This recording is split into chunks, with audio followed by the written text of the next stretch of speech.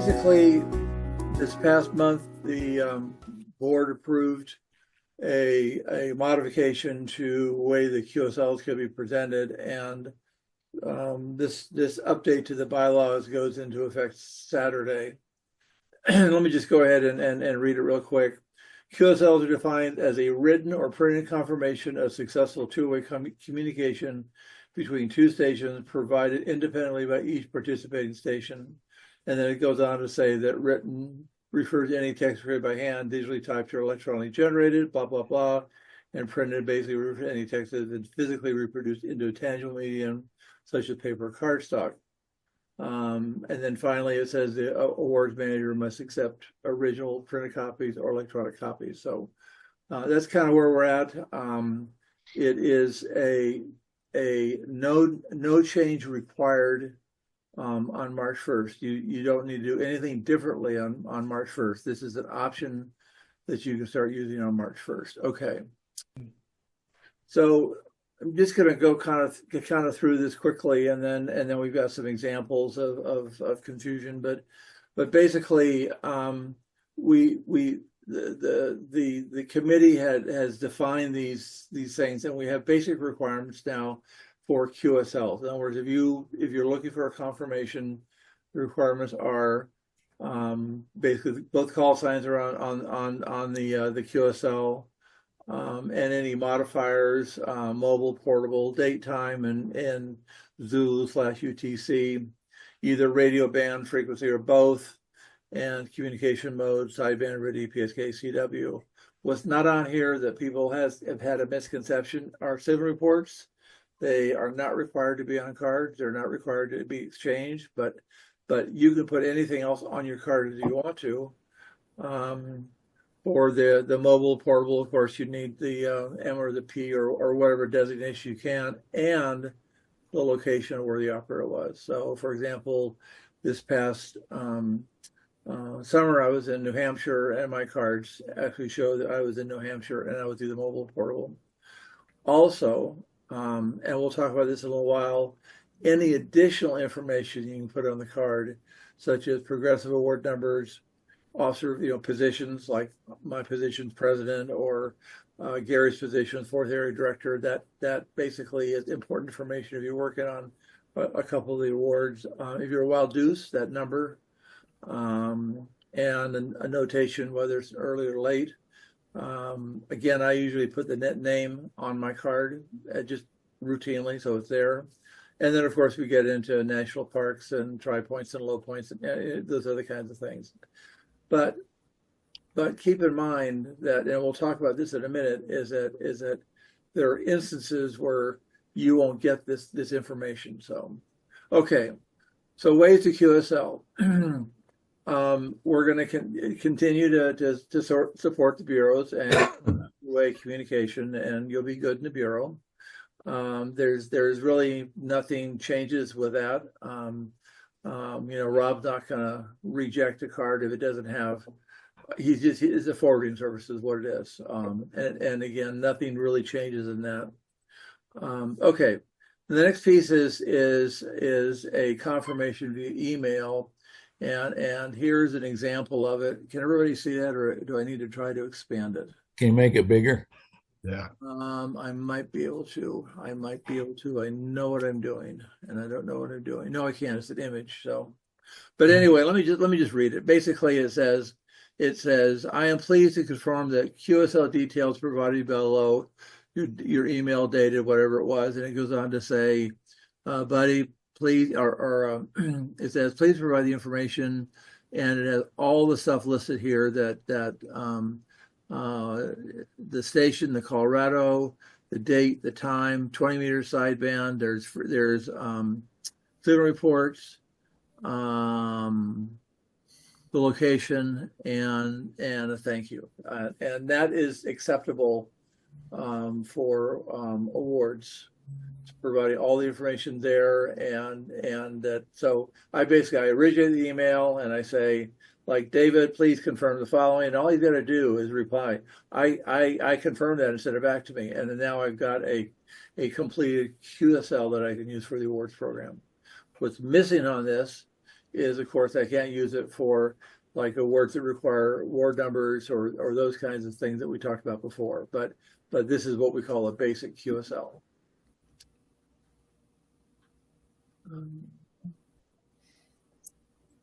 My screen, I've got, I wonder if I can move that. Oh, well, no. Whoops. Okay.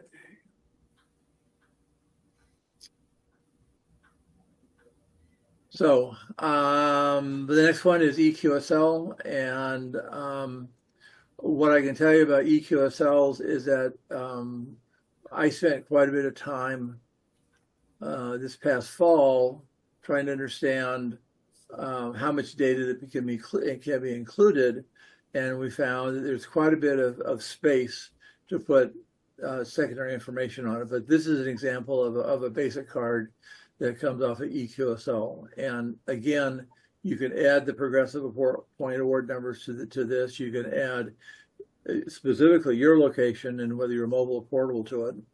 And we've been using EQSL for some time, and we've had success with it. I'm not sure how often the AAMs would reject them, but again, this is an example of a basic two-way contact. So, and this satisfies the confirmation by both parties of a contact.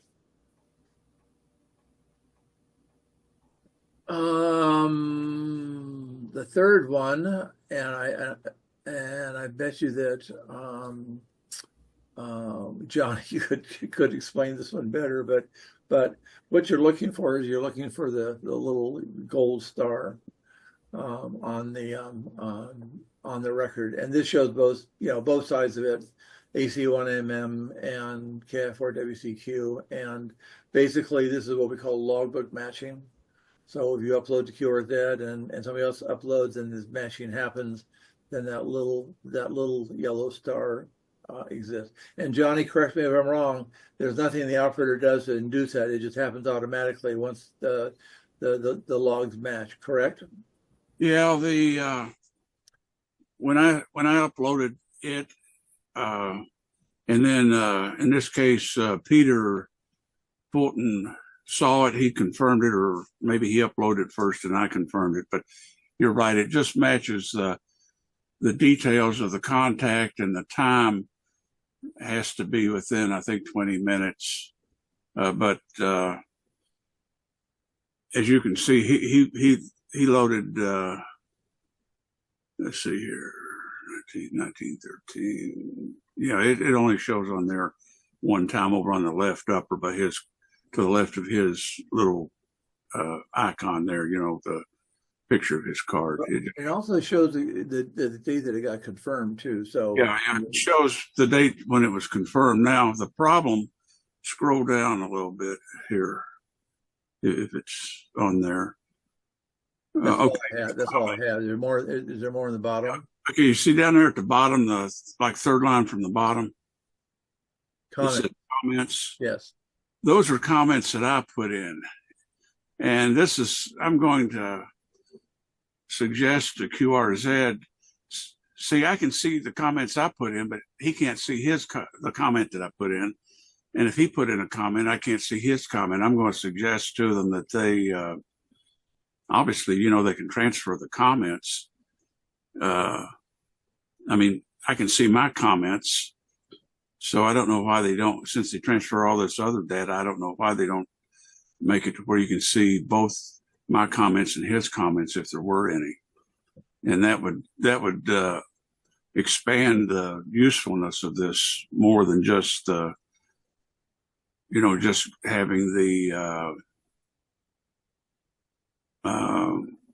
basic information.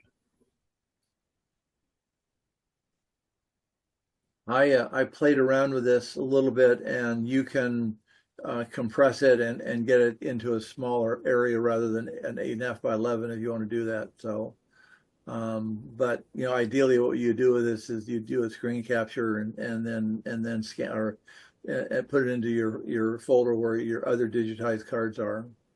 If it came to me as an awards manager, by electronic means, which I hope most people, and in fact, I've got two people that use paper, but if it came to me electronically, I just blow it up to where I can read it on my screen. So it's not a big deal for me. I don't know if Cal has looked at any of these.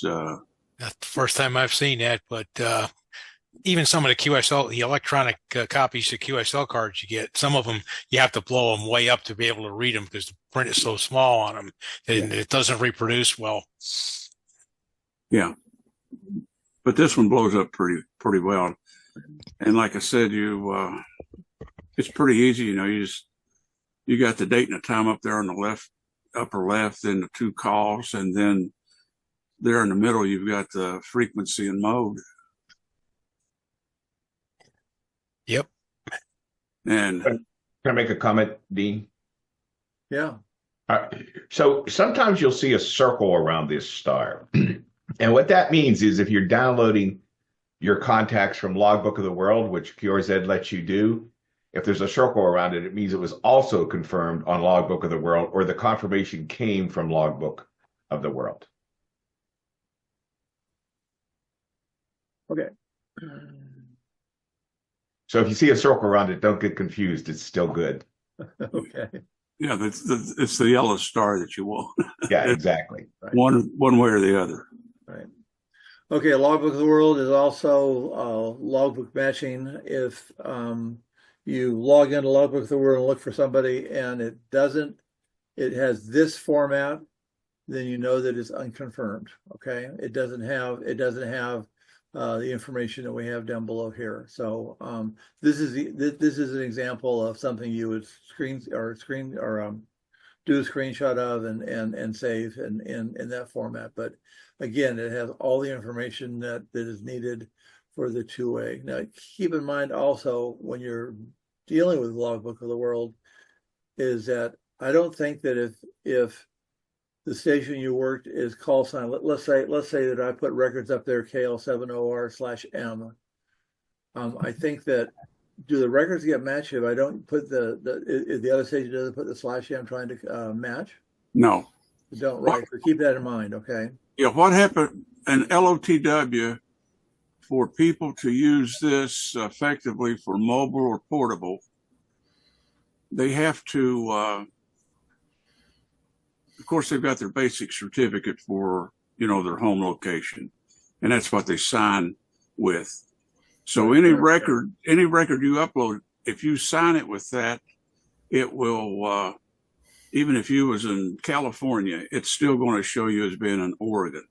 So to make this work right, and most people that use LOTW and get into it, they will request additional certificates, a mobile certificate and a portable certificate. And under each one, you can make, let's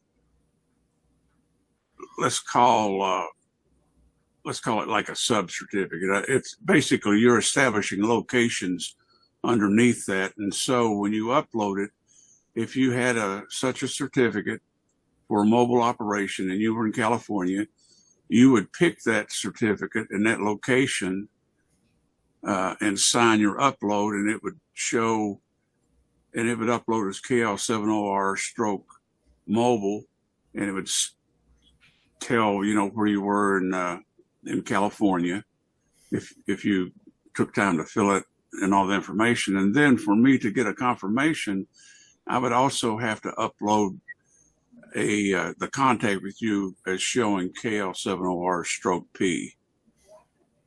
So it takes, both, if someone's using LOTW to do this, they really need to get the extra certificates, and the people that have to upload it properly will never match.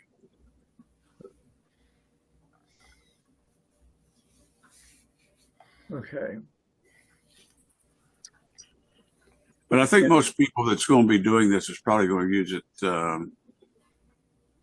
until they get it really into LOTW and everything. They're probably going to be not have those certificates, and they'll just be fixed at home. There's only a few. I've gotten a few mobile. I got them from W900 and Kilo Tango 8 Delta. when they were going out to Wyoming, and they uploaded the contacts as their call sign stroke mobile, and I got matches, and they had several different locations, and it all showed the right location, what right state and everything. But it takes effort on the person that's mobile or portable to do that. Okay, Johnny, I'll let you explain the next two. I am a club log person, but I don't use it consistently. So you've got the floor on this one. Okay, first, for this to work, of course, both of you have to have a account with ClubLog. And then for you to go look to see if you've got any matches, you have to, on the left side there, you see it says your log, and then you got DXCC, satellite, so forth. You've got to go down and select the log inspector page. And when log inspector comes up, you put in a time frame.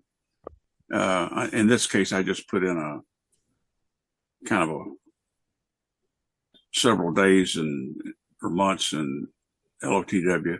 I was wanting to pull up KM4P to show that, yes, we do have a log match, or it wouldn't show there.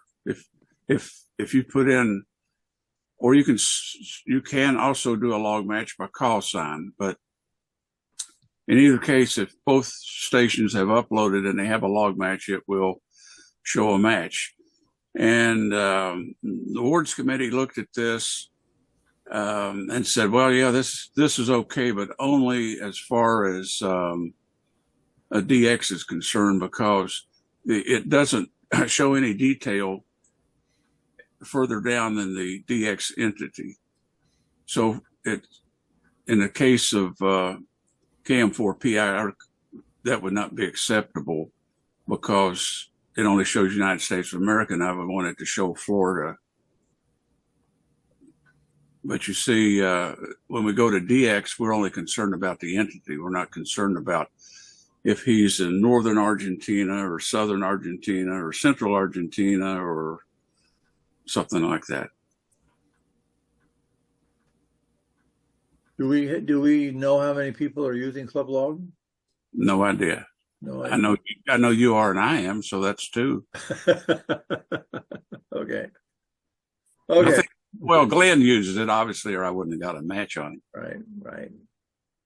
And here's one that I'm sure that everybody uses religiously. The floor is yours again, Johnny. QRZCQ is another method, and I think they pull stuff from QRZ, but you can also upload your log to them. And so when you do that, and if you've got an account with them, you log in, and you go to your page, and then you have a search box for, in this case, I put in KC8GTX, and it takes me to his page. And then it shows, in that second red thing there, it'll show that he has a logbook. And so what I do is if you look at the end of the line where it says logbook for KC8 GTX, last 300 entries, all QSOs are my only. I clicked on my only, and it pops up showing that we have a match.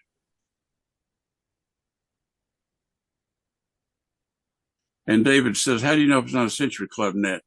Well, you don't, but I get and I'm sure Cal does too. I get all kinds of cards that don't have a early net, late net, and so on and so forth. Yeah, but that club, I understand your point. There's very little information there on that club log screen. It just says you worked them. It doesn't say where you worked them. It says what band, but that's all it says. Which says time. Oh, I missed that. Yeah. All right. But still. It's only for DX, and we don't have that much. It doesn't have a date on it, so it's virtually not usable for anything, right? No, it has a date on it. State. Hey, that's what I said. It's only usable for DX because it Right, doesn't go below entity. right, right. So anyway, when I clicked on my only, it popped up the one contact that I had logged with him because it matched, and it, date, it's got call sign, and then date time is out at the end there, frequency, band, mode. Okay. But if you use this, when you go to his page, you get that top thing there. It says KC8GTX where he's at, Birmingham. Is that Minnesota? Michigan. Michigan. And so you would have to capture that. And then when you click on my only, you have to make 2 images because they all don't show on one at the same time. Or do a screenshot of this and then send this, right? Well, that's 2 images. That's what? Those are 2 separate images. Oh, there's two. Oh, I see. Oh, I thought it was all. Or when I say I look for KC8GTX, I get the one up there. It's got his picture sitting on the dock or whatever it is. Yeah. Okay. And then when I click his logbook and my only, I get that bottom one there. So you have to put them both together. But I mean, it's another method that is really just as good as EQSL or whatever, or QRZ, but it just takes more effort. And actually, my experience is that more VX use this than anything. I mean, a lot of US guys use it, but they're using it because of DX guys. Because this thing comes out of, I think the administrators are in Germany.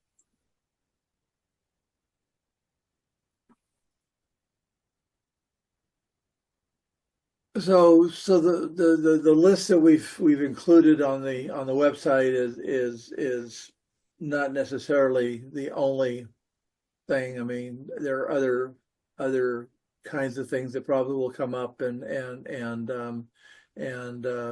like I said, if you have any questions, then either get a hold of your area director and or the area awards manager for your area. I'm not sure. Cal, do people call you directly with questions about awards or whatever, or do they go through? No, they contact me directly. Okay, right, okay. So, but and I know that a lot of you weren't around in 2012, but we had some creative people that were drawing up QSLs on toilet paper. So there's no requirement that they need to be 3x5 or any kind of size or anything else. It's pretty much open season. Like I said, just be real. My suggestion is that if you start taking multiple things like this in, that you really be respectful to the AAM, because if you're doing this, you need to get the stuff inserted correctly, because our award applications do state that cards must be in a specific order. So, and then finally, and again, this isn't necessarily an exhaustive list, but these are some of the programs that you can use to generate media. We talked about Quick QSL yesterday last week, and showed how that worked, and some good explanation of getting all the data onto the card. I think Debbie, kind of chimed in and was really helpful with that. My program is it does basically the same thing. I will probably have an overview at next week's meeting, just to show you kind of how all that kind of works as well.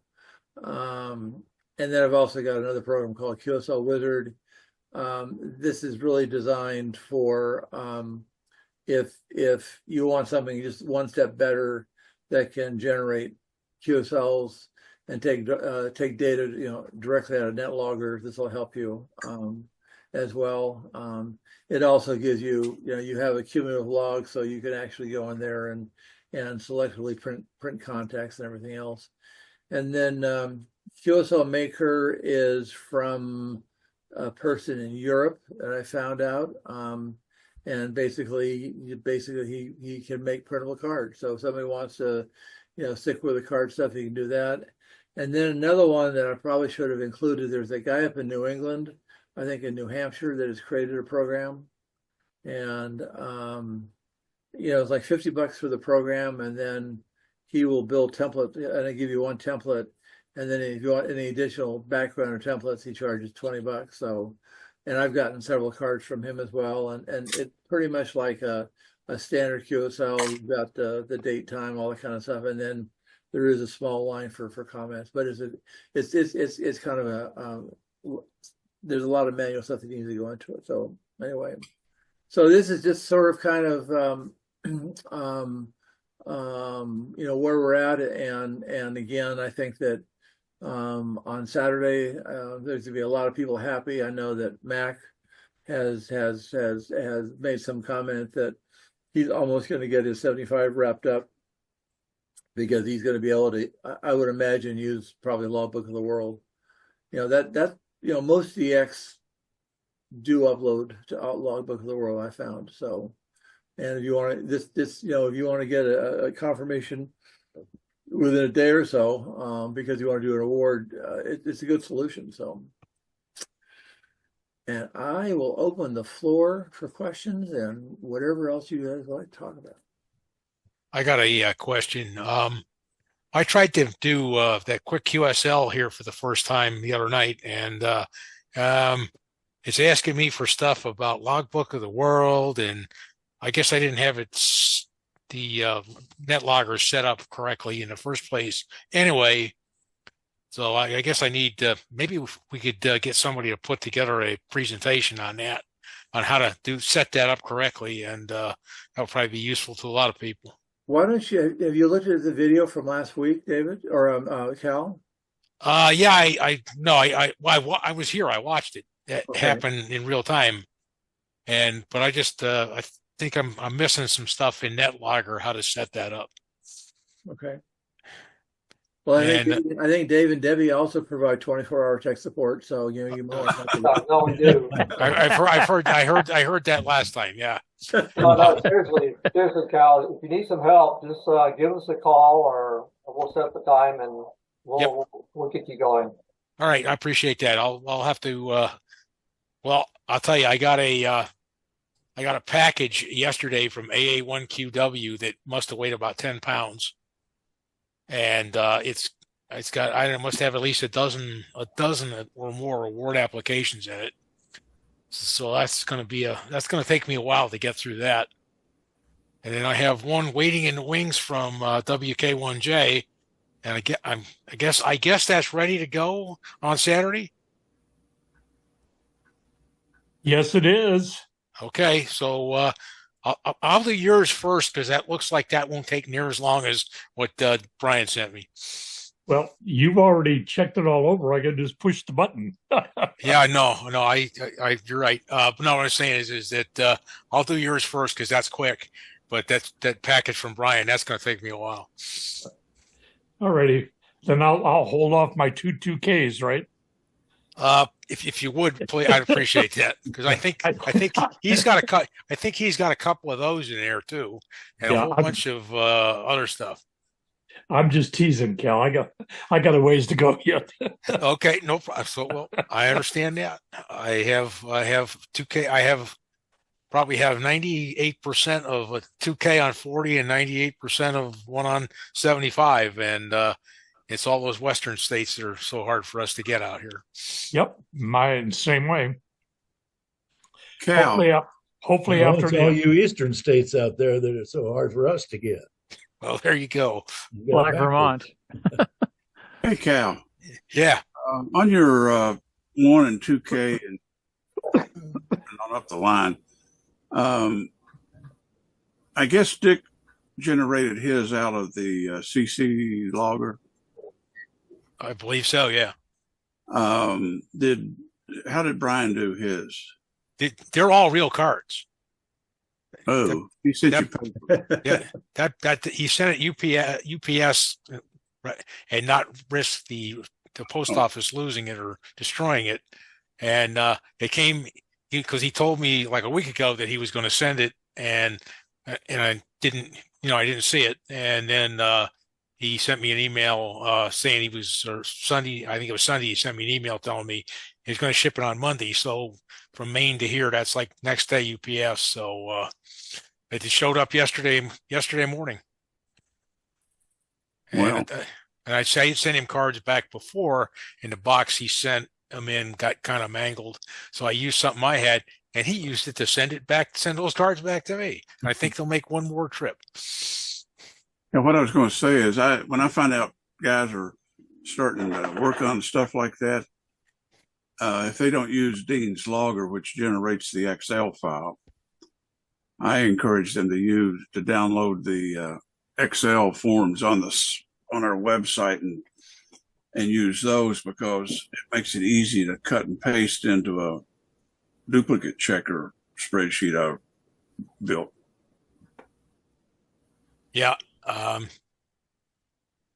the most part, I mean, I've checked a few 1Ks, and it's not too bad checking those. If you go more than that, then it gets difficult. But wasn't too bad to check the 1Ks anyway.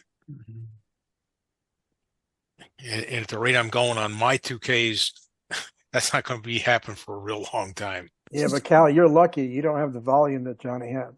No, that's true. That's true. Well, I think I know who's guilty of that, but Who? the number 2, I believe. Oh, number 2 is taking a vacation. Oh, okay. All right.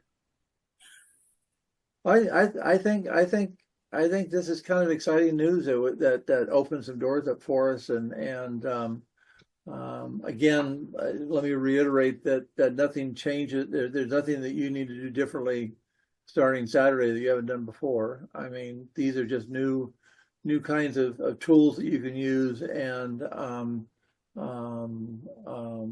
get you closer to awards. And I know that when I've talked to a few people, you can use Logbook of the World, really? Because that's where, like I said, that's where the DX is. I mean, that's what I found with looking at stuff from it. So, Hey, you want to show them that? I've emailed that document to you sure. Yeah, I've got it up. Let me find it. Let me find it. And these new methods will work for most of our awards. There's a handful that it won't work for, because while the board approved, they opened. Used to, we had door number 4 said no QSL, and so we was able to get that door opened and other things. But even at that, the awards requirements did not change, and some of the awards requirements, I always look at the sheet before I check one to make sure I hadn't forgotten something. But some of the awards requirements are solid in that they say this additional information, such as certificate numbers and so forth, or not officer position, has to be on the card. So in the case of pick 30 is a good one. Yeah, so in the case of an officer and LOTW, that's not going to work. So I made a list of what awards are have it written into the awards requirement that such information must be on the QSL. The first one. Hold on a second. Let me redo this real quick.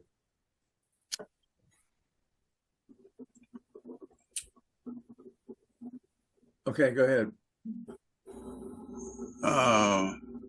Okay, in red text, there's 4 of them. Those are on the master track. The certificate hunter and numbers racket require the awards requirements state that the numbers must be on the QSL. Club officers and VIPs, likewise, you've got to note that you're on there. And poker player, it works for all the hands except the dealer's choice, in which you've got to have cards that's got the numbers on it, or if you decide to use a super wild card or wild deuce, you would have to need cards that had those numbers on it. So LOTW would be of no use. Well, all of them would be of no use other than the Dean's email output and the quick QSL output, and maybe EQSL if someone took time to put it on there. But I think most of the people that's going to be using EQSL are going to be the new folks, and they're not going to have that information to put on there anyway. And all the others are kind of, other than the old Lang Syne, I'm not sure. I don't think a high point and low point's ever been issued. I don't know when the last millennium was. And of course, national parks and I mean, those are kind of, I rarely process any of those. So, but those 16 listed there won't work with these new methods other than the ones that print out or produce a QSL that's emailed. And I'd also note that 4 of these that's on this list go away on May the 1st.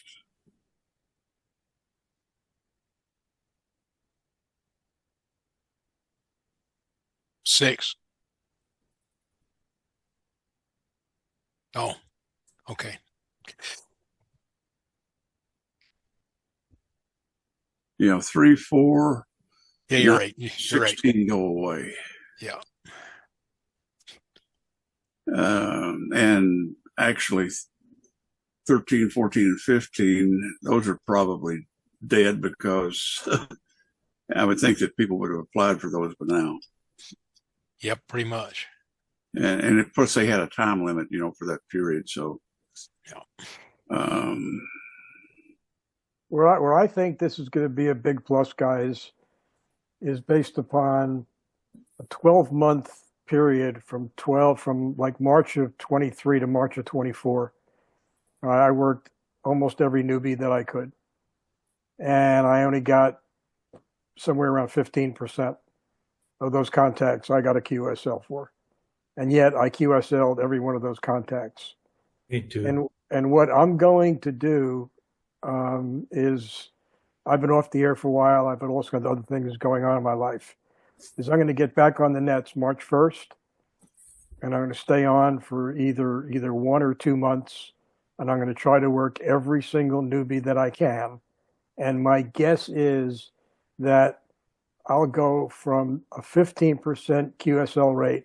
My guess is I'll go up to a 75 or an 80% QSL rate because of these changes. Because now newbies won't be intimidated.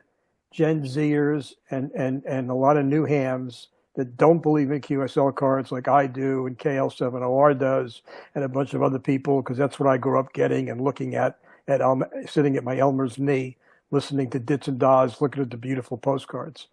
All right. I think this is going to make a world of difference in increasing our QSL rates on the newbies.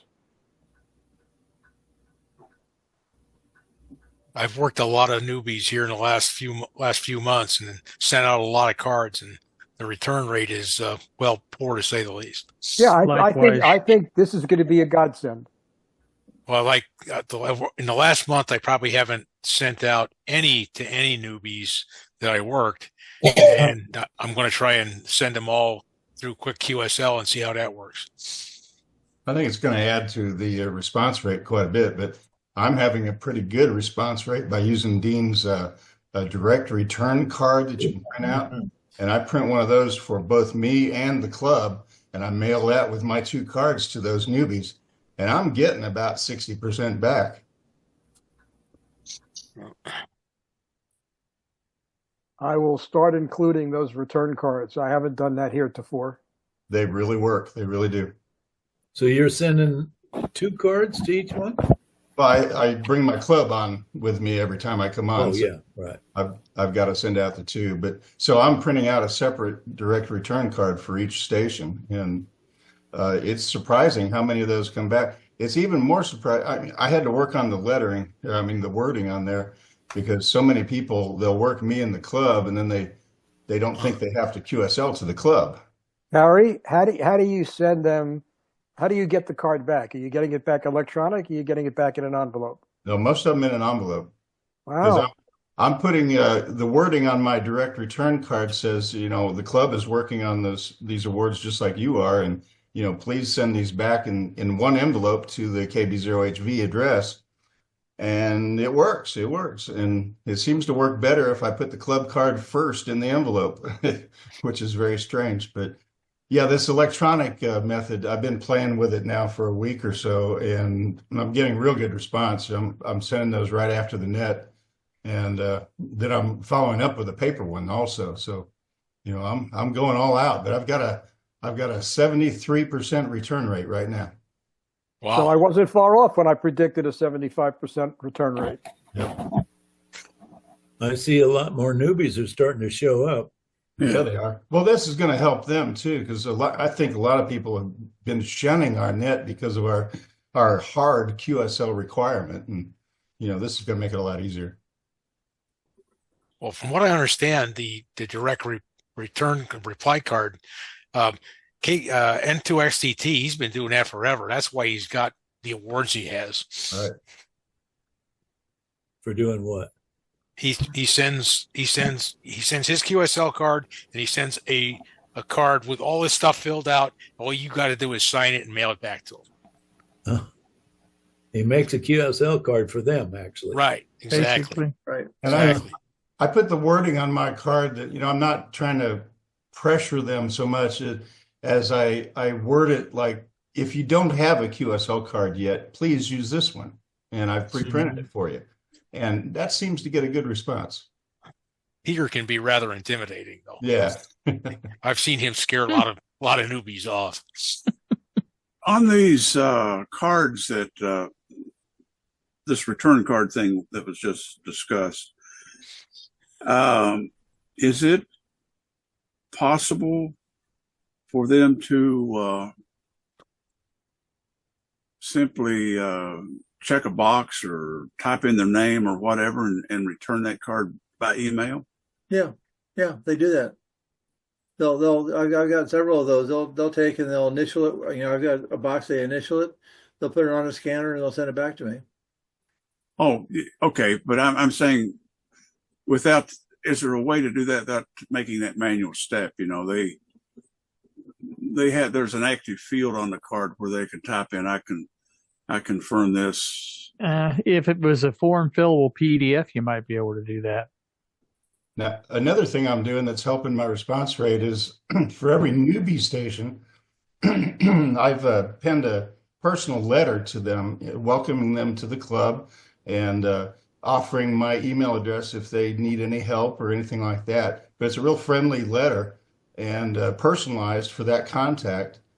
And so every direct new gets one of those, and every direct contact gets the direct return cards, and then everybody else good in the bureau just gets my cards. But it seems to be a good system. It's working well for me. But I haven't tried Dean's electronic version of the direct return card yet. I'm going to try that here real soon too.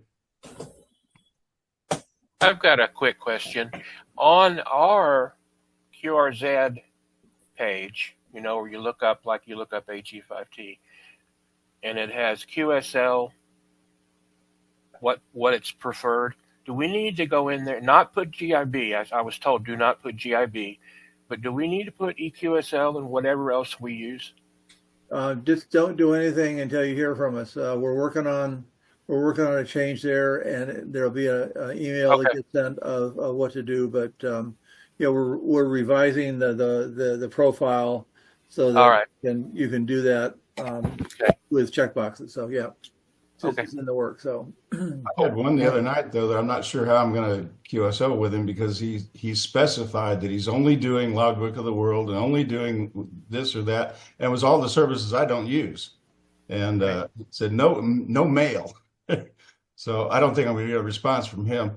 But like Logbook of the World, I can't use Logbook of the World. For some reason, that code key just never works on me. I've been trying for 10 years to get on there, and they can't figure out what the problem is. So I don't use Logbook of the World, and I never will. I've been working with ON6RJ in Belgium. He checked into the 40-meter sideband late net about 4 months ago, and I needed him for my 25 contacts on 40 meters for my DX award for my master's. And same way, he only goes, you send him to the bureau. And when he gets them, he'll mail them back. Well, that could be months. So I said to him, why, with postage, why won't you accept, and he said, well, it's just too hard electronically. So I used Dave and Debbie's Quick QSL, and I sent that to him as an email. I had sent him an email explaining what I was going to do. Look it over. And he said, well, how did you do that? And I explained. And so he's retiring this month. He was on my net last week, and he's going to try to participate more on the different late 40-meter nets. And he also, in the morning, runs mobile, and he's got 400-watt mobile. So he's maximum that you can have in Belgium. And he's going to be QSLing electronically. Excellent. Well, that's a great example why this is going to work for us.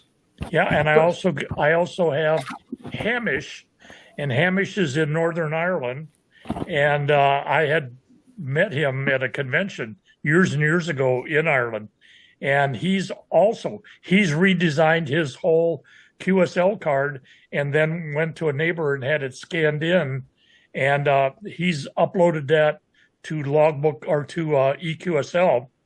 And so when he uploads his file, he puts all the information in the QSL message, and that prints out in that white band on the EQSL. So I got 2 of them so far, and I finally got, what's her name? OE4TTE, I think it is, in Austria. She's an artist. And I sent her a card. I sent her a card with IRCs. I sent her a card with dollars. She doesn't be bothered. I got her card back through EQSL because she could design it, her artwork, and upload it. So I got her card now. So that was 3 I wouldn't have gotten otherwise. So I think when people, as you've said, start finding easier ways to do this, and with the cost of mailing stuff going up, I think this will expand quite a bit. Post office destroying all of our envelopes doesn't help either. Yeah, somebody a while ago asked something about how somebody can handle a self-return card without printing it and initialing it or something. Who asked that question? I did. Okay, Johnny, about a week ago, I heard from KU1V, and he said, hey, I need a replacement card from you for when you were in the Alaska Capitol in 2015. I said, you need a what? And I said, okay, let me look. Well, in those days, I didn't log either the club or the special event. I didn't know how to do it in Dean's program. So all I did was log myself. But I had handwritten sheets of all my contacts. So I said, well, based upon the dates that you gave me, I didn't work you. All right, so do some more research and get back to me. So a couple of days later, he sent me an email. And in the email was a scan of my card that I sent to him for N4ER, which was my club at the time. And it said, Portable Alaska Cap, and it had the date and everything. And there was a note attached to it, in the email, the body of the email. It said, I need the op call sign and the op name, which I had not put in. So I clicked on the image. I saved the image. I don't remember if it was a JPEG or a PDF. I saved the image, and I opened it in one of the. I clicked on the image, and I opened it in whatever Microsoft let me open it in, and I clicked on an arrow that gave me a font. I colored it red because there was no red on the card, and I moved the cursor to where it had op, and I typed in W3BS, and it showed up in red. And then I moved the cursor over, it said op name. And I clicked over there and I typed in buddy. All right, saved it and sent it back to him. So I never had to touch it, never had to print it, never had to handle it. And I can't even tell you what utility was, but I don't have any. I'm not an artist, but whatever image it was, either a JPEG or a PDF, Windows gave me something that I could add text to, and that worked just fine. This is kind of outdated, but this was some testing. So basically, I was working with Bob and we were testing it. But the bottom is the example of what currently I'm using for my return card. It's got all the information that's needed. I think Dave asked the question about how do you know it's a net, and I encourage people to put that name down there, because it is needed, especially if you're going for a night owl. But anyway, all the information's filled out, and all you got to do is ask them to sign it in the bottom and return it, and they return them. And that's what Kerry's saying, is he's getting good return rates, and the some of the text is customizable, things like that. Again, this was from last year, before we really got going with this new format, and now everything I do is with this stuff now is filled with PDF. So is that an image or a PDF that I'm looking at? You are looking at a PDF, but what you're going to get now is you're going to get individual PDF files, and they're all fillable. So my card will be fillable PDF. No, mine's going to be a JPEG, but I believe the recipient's a PDF file. So I don't remember, but anyway, yeah, I'll look into that. I'll look into to maybe modify mine so that the return card has a hole there that they can do something with. So yeah, I mean, that would make it really simple to get a return back if the guy just does a couple mouse clicks and a few keystrokes. Right. Oh. Right. Well, like I said, the more and more we use email, I mean, the easier and easier it's going to be on people, and sticking with the card orientation kind of a thing, be on the org manager too, because he won't have to be looking through an email, or his eyes won't have to change. But anyway, I think Dave asked the question. Let me just go through the chat group real quick. He says, in Club Log, how do you know the contacts within a Centric Club net? And you don't. The key point here is that if you're claiming a 40-meter contact, that it's during the time we run the nets. But I'm not sure how. I guess, Johnny, how would you know that a Club Log contact was on? Oh, look it up. You could look up the net. Yeah, cross-reference it with the archives. Yeah, but I'm not going. If I have a net time of 0600 or 0500, I know it's right. I'm assuming it's a late net contact. If it's questionable, I'll go back and tell the applicant, furnish me some additional information that shows this, like, go send, pull out the net archive listing. That function for additional proof is going to be on the onus of the applicant, not the awards manager. Exactly. I had that recently on Night Owl Award with Gary here in Ohio, and I did the research. This guy was like a one-hit wonder. He was on the late net on 40, and he used his local time and didn't use Zulu time. So the time was incorrect for a late net. But when I went in and looked him up and cross-referenced it, it was the only net he was on. And so I just provided that information. Gary said, well, yeah, it pretty much proves he was on a late net. So he let it go. In a case like that, supplemental information would work, but supplemental information would not work if you look at that list of 16 that we looked earlier, like the where you need certificate numbers and that kind of. Oh yeah, right. No, whatever. What if it's if the award's application says that it must be on, the numbers must be on the card, or excuse me, QSL, or the office has got to be on whatever. There's no way to get around that, because there's no way really to go back and look who was the 8th area awards manager in 2015. I mean, that Right. I don't think that information's there. No, I agree with that. So if it doesn't have it, like an LOTW record, it is what it is. I mean, you can't go any further than what's on there unless for those particular awards. This is one of those things that Dean and I are going to work on tonight. I got a complaint already on one of my electronic QSLs that I didn't have my station information or my award numbers. And, basically out of the box, that EQSL doesn't put that in there.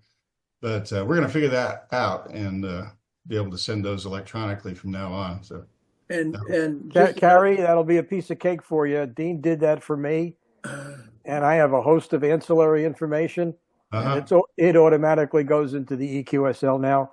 So right after the QSO, I go click, and I'm done. Yeah, I mentioned your card that I got, I don't know, sometime earlier in the year, that you were using the new EQSL. You were the test station for it.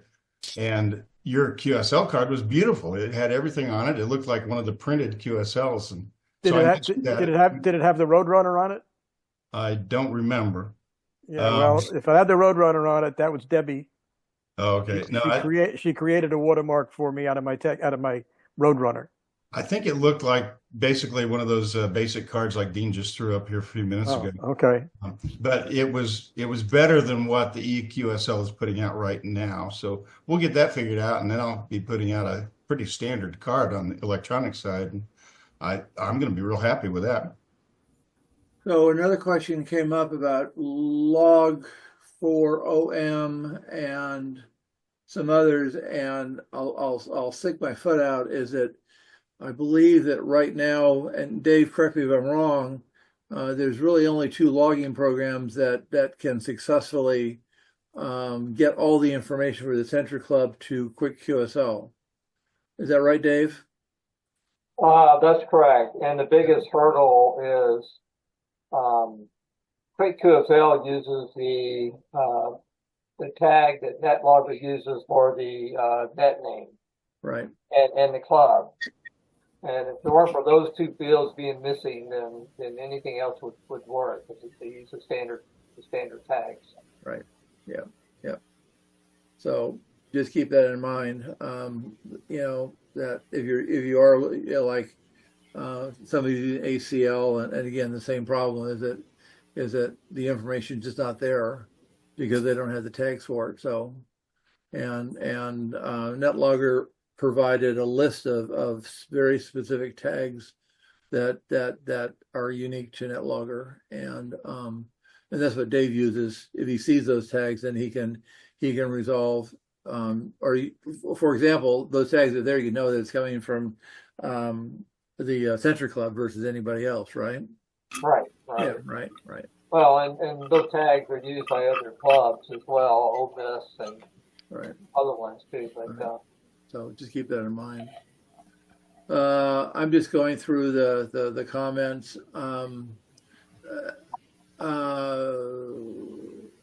Thought POTA wanted logbooks of I can't talk about POTA and Logbook of the World. I don't think that they're basically, in their scheme of things, you've got to use their logging software for doing the POTA stuff. So one of when we were at Virginia for the eyeball, we were at a park, and I'm not sure how many people realize that, we were doing park to park and all these other kinds of goodies, but anyway. Well, I can say that when I do POTA, if I'm also in a Century Club net, I'll log it on the Century Club software, and then I log it on the POTA software, and I create an ADIF file, and then and then I can send that to anywhere. I can send that to QRZ and POTA and LOTW and AC log, everywhere I need to. The only place I can't import it, I don't think I can import it into CC Logger, can I? What's that? Why not? An ADIF Smashed file. up. Why? You can, sure you Sure. can. I can import that into CC Logger. So I looked for an import option. I couldn't find it. On using Oh, the, it's a separate app, right? There's a separate app, Doug. Okay. All right. Look at the documentation for log convert. Yeah, you Log can convert. Okay, because I did have another app that I used for entering bulk before, but that was several years ago. Okay. But just keep in mind, if you're going to this mode and you're importing data, if you're wanting to generate QSL cards, you pretty much have to manually touch each of those records to get information onto them. The information just isn't there. You know, I mean, you can get basic information, but there's some other things you need to have on there. Like the net, you got to add the net name. No, there's not a requirement for net name, but net name is desirable. Okay. And if you're mobile, you know, one of the things that is desirable is where were you? Not just that you were mobile in New Hampshire, but you know, I was mobile in Laconia, for example, or whatever, you know, just with some detail. So, right. Yeah. Right. So the recommended changes to the EQSL are what? So I'll talk about that next week, but several of us last fall noodled around how big the EQSL field was. There's a field called comments, and there's also one called message, and the documentation just is really crummy from EQSL. But it's a pretty long field. But the problem is that unless you're using the right template, you only get you know, maybe 50 or 60 characters. Okay, and I'm talking about we customize it for the free version, not for the paid version, because with the paid version you get some more latitude of how you design your cards. And what we have is we have a model of the minimum information that needs to be in that comment field. So it's like whether you're a VIP, whether it's a national park, I can't remember the other things, but and we had RST in there for a while because at some point somebody declared that RST was required on QSL cards, but we can't find any reference where it was ever mandated. So, but that was a big headache when we adopted EQSL way back when. So for example, if you've got the EQSL stuff turned on in my logger, then you're going to get the comment block filled in with a lot of that ancillary information so that it can be used on some of these awards. So that it's and the other thing is that it's got the award numbers on it as well. So award numbers and I think it's got both awards and dues numbers on it. So now. I'm going to go have supper, guys. See you later. All right, Cal. See you, Cal. Bye, Ken. Unfortunately, Peter can't use any of the electronic stuff because he's got too many awards on 40 meters. It would overflow the card immensely when you talk about somebody having, you know, all these point award numbers for 40 meters. So yeah, I played with that last fall, and it's sort of like I don't think this electronic stuff is going to work for Peter. So. Anyway.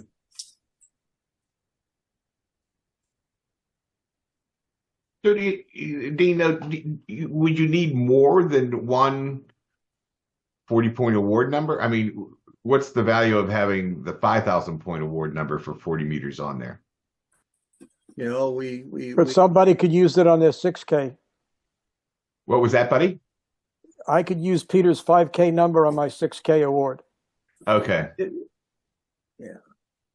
And we asked, you know, we say put your award numbers on the award that are appropriate for this band mode. So, you know, Peter's got 50 progressive award numbers, right? And then he's got untold baker's dozens. He's got the list goes on. And it would take probably 2 pieces of paper on both sides to have Yeah, all. but I want everybody to know I got more work 30s and beat the clocks than Peter does. So anyway, so there are some limitations, and again, if you're really active, you've got a lot of awards, then you may not be able to get all the information on QSL. So, but I think my logger account for it, and David accounts for it in Quick QSL. I mean, it's an unlimited. I mean, he goes after the stuff directly. So, David, are you still with us? Oh yeah, you don't have any limitations on populating the award numbers, do you? No, I don't. Just as long as they fit, right? Right. Well, I actually used Peter when I put it together, and at the time, all of his awards will fit on the card. I don't know if that's still true or not, but it was at one time. That's why there's such a large space at the bottom of the card, is to accommodate all the possible award numbers. Right. So I just pulled up Peter's QSL card, and on the back he has all the award numbers. If it's 25K or above, they're all number ones, so you don't have to worry about it. Oh, but you gotta have, but you gotta have them on the card. You're going to use them. Yeah, I know. But he can shorten it up and say 25 through. Well, the one I'm looking at, and he goes through 40K, so he has some more now. But 25 through 40K, one. So. Well, that information, Gary, that information now comes from reading the awards database. It's not something that manually entered anymore on cards that I know. Oh yeah, you're right. You're right. No, I mean and I'm talking about cards that get generated from either NetLogger going into Quick QSL or my program. Is that we no longer have the requirement to figure that out. It just goes out to the award database and pulls that information in. So. Any other questions about the change on Saturday? I think it's going to be good for the club, and I think already people are embracing the electronic transfer and saving money. So I think that's a huge help, and I think that's going to help some of us. And